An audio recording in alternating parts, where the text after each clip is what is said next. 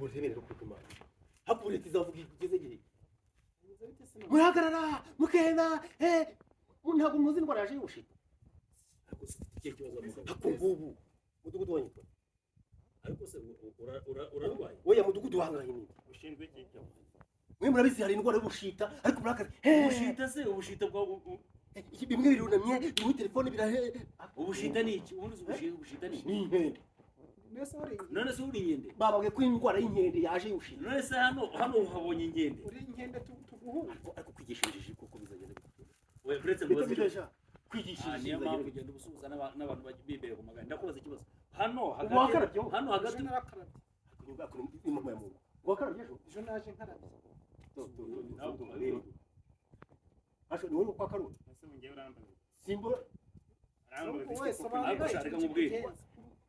nta urabizi ufite umutwe wajyo ni safuri iteka kawunga ariko ntusho kwiki ubu hano gati yacu utubonye binyende n'uburwayi bushika n'ubwo bwakumanyagura uwo mutwe ahubwo ugize amahirwe mwabisafuri ukajya untekera muri ibyo nibi byari byo aya shaka ko ugomba guhagarara nakiri neza ubu muri murangita umusazi ari oya ibintu bavuze baritekereje tubwire iki murangita umusazi nego ye aho tubwire iki yewe ndi kwirinda yewe unyegera yego yo nawe mugiye kujya muvuga ngo indwara y'ubushita bwikizwa n'amasengesho yego yo nawe ngo ni pastor yego yo nawe pastor no ngaho yego yo nawe ngo muzamwishitagura ku kibuno muzamwishitagura ku kibuno genda mu kibuno ndabona yewe reba ukuntu kibuno koko naho wizi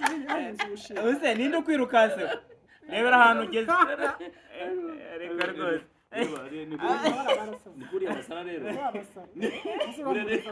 akumiro nta mavunja